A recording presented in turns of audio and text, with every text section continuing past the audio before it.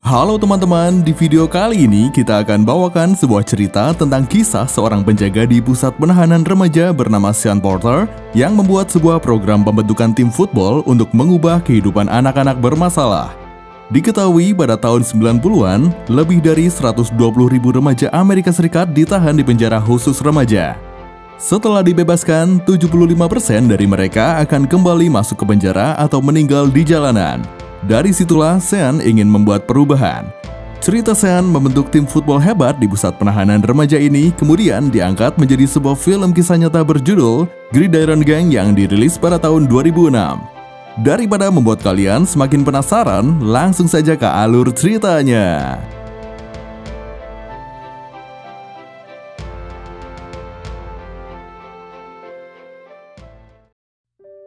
Film dimulai dari seorang remaja bernama Roger yang menjadi salah satu tahanan di penjara remaja bernama Camp Kilpatrick, California. Malam itu, Roger tengah memukuli anak lain karena sebuah perselisihan antar geng mereka. Karena kejadian itu, Roger pun dihukum masuk ke ruang isolasi. Kemudian, seorang penjaga tahanan bernama Sean datang menghampiri Roger. Dia memukul Roger karena telah melakukan hal di luar batas. Sean mengatakan bahwa jika Roger terus membuat masalah, Roger tidak akan hanya sekedar ditahan di penjara, akan tetapi bisa meninggal karena perselisihan geng yang tidak ada habisnya. Hari berikutnya, Roger sudah dibebaskan. Dia langsung bertemu dengan sepupu sekaligus teman satu gengnya, yaitu Willie dan juga Daniel, kekasih Willie. Tak lama kemudian, anggota geng yang lain juga datang. Mereka mengajak untuk melawan geng 95 yang dianggap sudah mencari masalah dengan mereka. Awalnya, Roger menolak, namun prinsip setia kawan membuatnya terpaksa menyetujui ajakan teman-temannya itu. Tiba-tiba, geng 95 yang sedang mereka bicarakan datang menggunakan sebuah mobil dan menembaki mereka.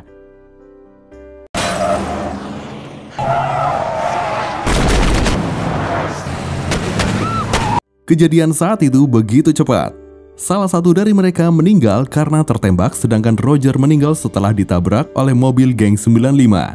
Willie sangat sedih atas apa yang terjadi pada Roger. Permusuhan antara geng 95 dan geng Willie dan Roger dari geng 88 memang sudah lama terjadi. Tak lama kemudian, Willie didatangi oleh ketua gengnya yang bernama Free. Free mengatakan bahwa Willie harus bisa membalaskan dendam Roger dengan membunuh anak bernama Anthony, salah satu anggota geng 95. Saat itu, tanpa ragu, Willie menerima pistol yang diberikan Free. Di sisi lain, penjaga di Camp Kilpatrick yang bernama Malcolm memberitahu Sean mengenai kematian Roger. Selanjutnya, mereka pergi menghentikan remaja bernama Junior yang membuat keributan di penjara. Junior pun dimasukkan ke dalam ruang isolasi. Malam itu, Willie yang masih sangat marah sudah bersiap untuk membunuh Anthony. Namun ketika targetnya sudah di depan mata, dia tidak bisa menembaknya. Akhirnya, dia pun pulang ke rumah.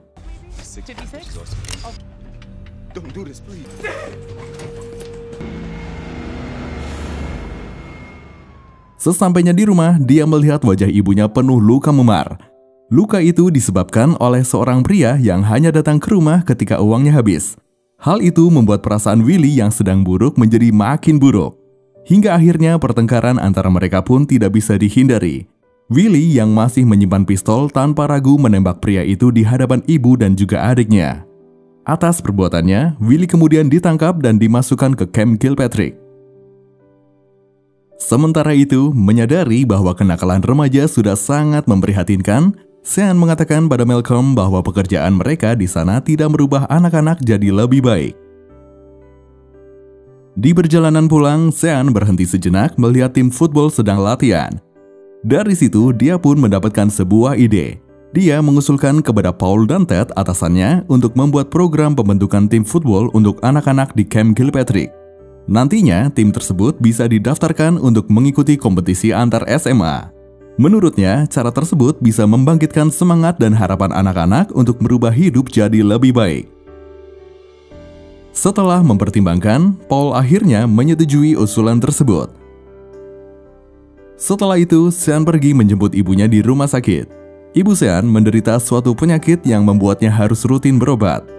Mendengar tentang adanya program pembentukan tim football di Camp Kilpatrick, Ibu Sean sangat mendukung anaknya itu untuk menjadi seorang pelatih football di sana.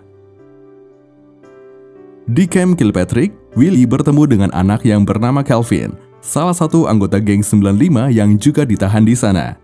Hampir saja keduanya akan berkelahi jika Sean tidak memanggil semua anak-anak untuk berkumpul. Sean memberitahukan bahwa akan dibentuk tim football di sana. Beberapa anak bersedia untuk bergabung, namun ada juga yang harus dipaksa untuk bergabung. Di antaranya yaitu Leon, Paris, Betts, Calvin, Matlock, Evans lalu Buck untuk menjadi pembawa air. Junior ingin bergabung dengan tim, namun Sean menolak dengan alasan Junior tidak pernah disiplin dan selalu membuat masalah.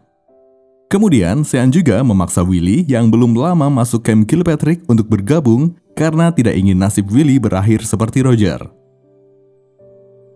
Selanjutnya, Sean dan Malcolm mencoba mendatangi beberapa sekolah. Namun, tidak ada satupun tim dari sekolah tersebut yang mau bertanding dengan tim yang berisi anak-anak kriminal. Setelah berusaha keras, akhirnya ada sebuah sekolah Kristen yang menerima tawaran mereka. Tim Sean mendapatkan jadwal penuh selama 1 musim untuk Liga Camino Real. Sean kemudian mengumpulkan timnya dan mengatakan bahwa tidak peduli dari geng manapun mereka harus bisa bekerja sama sebagai tim football bernama Mustang. Dia juga menjelaskan 3 tujuan dari program itu. Pertama, asrama. Mereka harus bisa belajar untuk hidup bersama dengan orang dari berbagai lingkungan yang berbeda. Kedua, sekolah. Mereka harus menjadi murid yang baik di kelas. Dan yang ketiga, gridiron, sebutan untuk lapangan di sana. Di gridiron, aturan yang berlaku adalah aturan Sean. Latihan pun dimulai.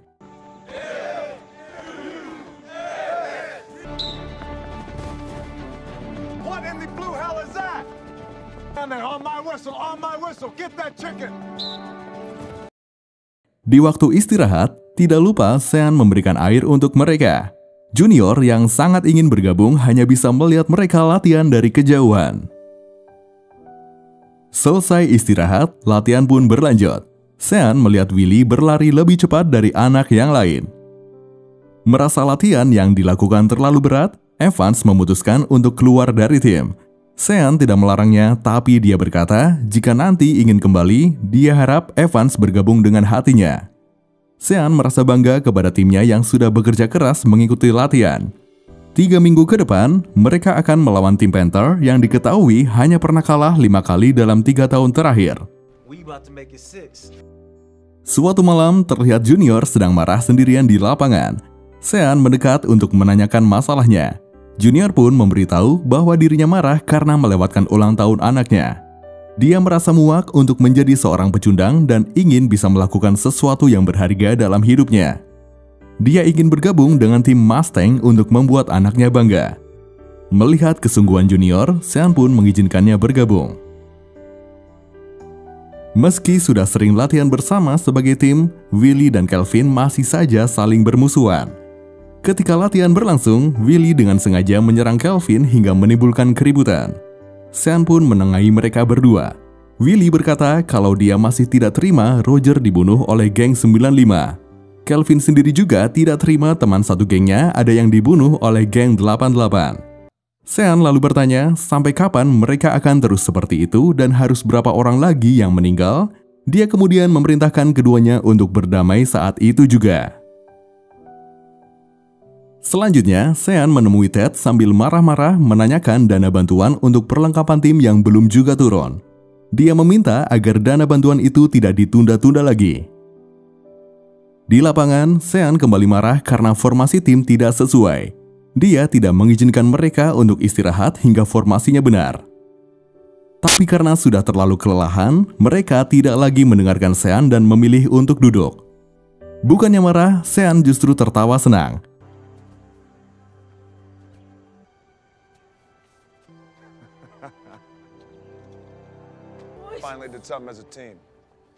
Beberapa waktu kemudian, akhirnya perlengkapan untuk tim pun sudah tersedia.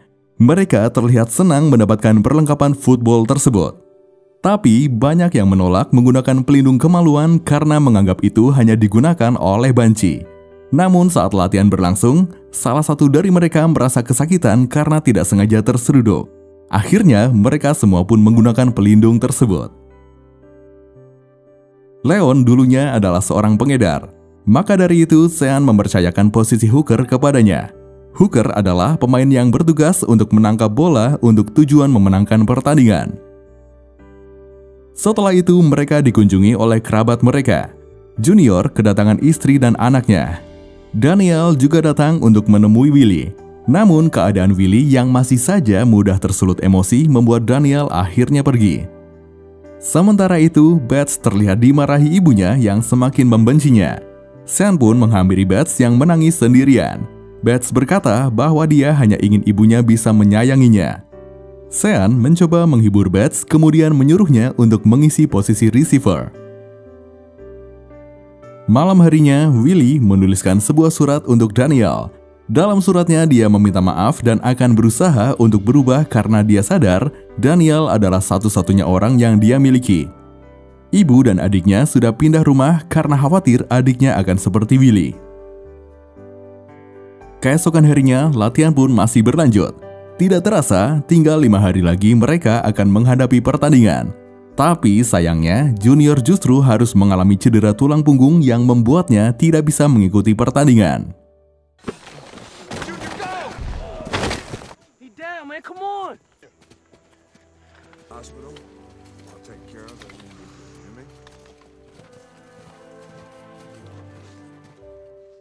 Hari berikutnya, ketika mereka latihan, anak bernama Pivi datang mengejek tim football mereka.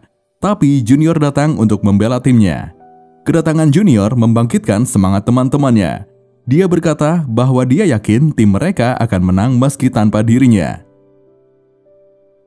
Esoknya, tim pun berangkat untuk bertanding. Evans yang melihat teman-temannya mengenakan seragam football merasa menyesal telah keluar dari tim. Namun dia sendiri sadar fisiknya tidak memenuhi syarat untuk menjadi pemain. Sean kemudian mengajak Evans bergabung kembali sebagai manajer perlengkapan. Dan dengan senang hati, Evans menerima tawaran tersebut. Singkat cerita, sampailah mereka di ruang ganti pemain. Rasa gugup tentu saja dirasakan oleh mereka semua. Sebelum bertanding, Sean mencoba membangkitkan kembali semangat timnya. Dia berkata bahwa mereka pantas untuk mendapatkan sesuatu. Di lapangan, tim Panther dengan seragam merahnya muncul dengan percaya diri ditambah dengan iringan cheerleader. Hal tersebut membuat tim Mustang kembali berkecil hati. Namun, di awal pertandingan ternyata tim Mustang bermain dengan baik.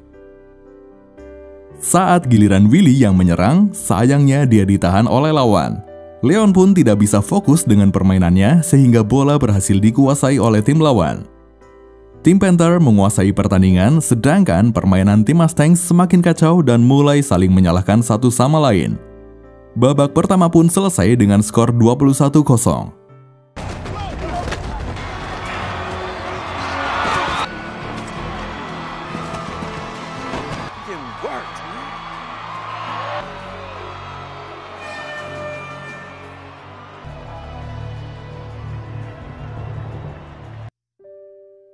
Di ruang ganti, Sean yang melihat permainan mereka begitu buruk pun marah.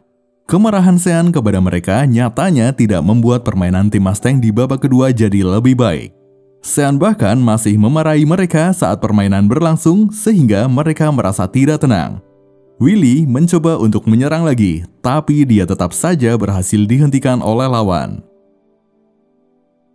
Jarak skor semakin jauh, olokan pun tak henti mereka dapatkan dari tim Panther. Semuanya merasa kecewa dengan hasil pertandingan pertama tim mereka. Selesai pertandingan, Sean menyuruh mereka semua berkumpul. Kali ini dirinya sudah tenang. Dia mengatakan pertandingan pertama pasti akan selalu sulit dan banyak kesalahan, termasuk dirinya.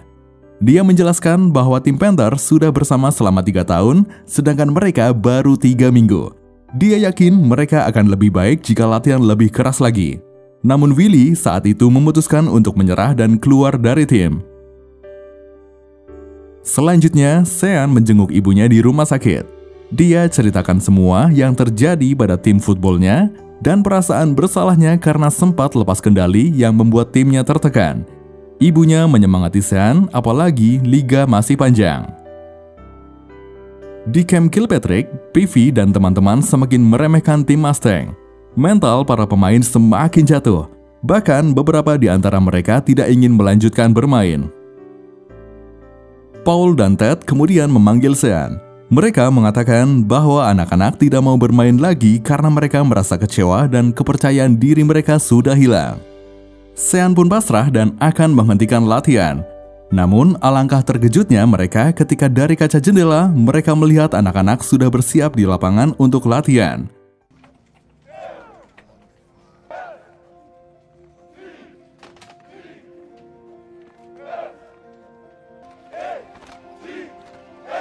Ternyata Junior berhasil membangkitkan kembali semangat teman-temannya termasuk Willy. Mereka semua tidak mau lagi menjadi pecundang dan ingin membuktikan diri lagi. Akhirnya di pertandingan kedua, tim mereka bermain lebih baik meskipun Willy masih terlihat takut bertabrakan dengan lawan. Tim Mustang masih kalah dengan skor 21-14, jarak skor yang jauh lebih baik dari sebelumnya. Pada latihan selanjutnya, Sean ingin membuat Willy lebih berani. Dia memakai perlengkapan pemain dan meminta Willy untuk menerobos pertahanannya.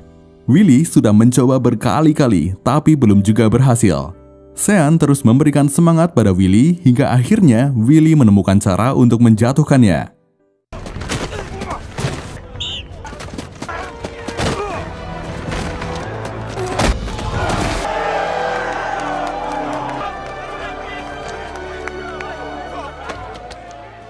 Kekuatan mental dan kemampuan tim Mustang semakin bertambah. Pada pertandingan selanjutnya, di menit terakhir, Willy berhasil mencetak angka kemenangan untuk timnya dengan bantuan Calvin. Mereka sangat bahagia berhasil memenangkan pertandingan. Hubungan Willy dan Calvin pun jadi lebih baik.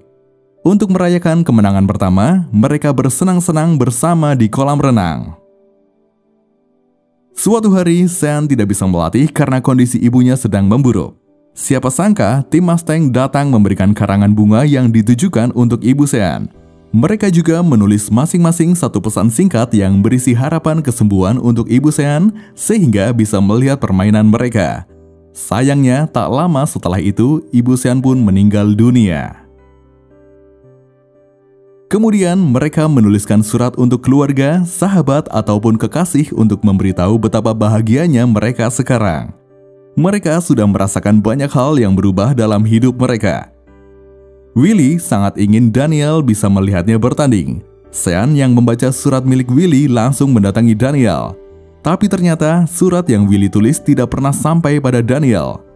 Ayah Daniel berkata tidak ingin hidup putrinya rusak karena Willy. Sean memahami kekhawatiran ayah Daniel. Tapi kemudian Sean memberitahu bahwa Willy sekarang sudah berubah dan menjadi pemain football. Selanjutnya, terlihat Free datang ke Camp Kilpatrick untuk mengunjungi Willy. Namun Malcolm tidak memberikan izin karena Free bukan keluarga Willy dan khawatir akan memberikan pengaruh buruk. Di sana, Free sempat melihat Calvin. Calvin pun sempat memberikan ancaman kepada Free. Pada pertandingan berikutnya, tim Mustang dikejutkan dengan adanya tim cheerleader yang beranggotakan remaja dari camp penjara khusus perempuan.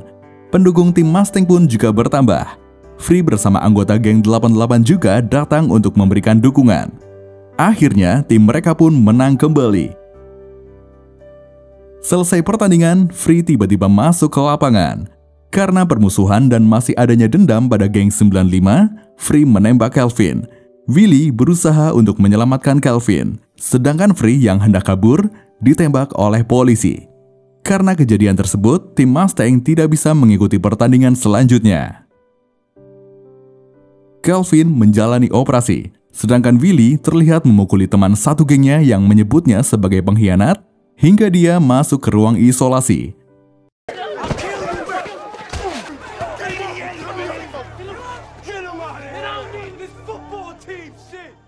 Sean kemudian menghampirinya dan memberitahu kalau Calvin baik-baik saja.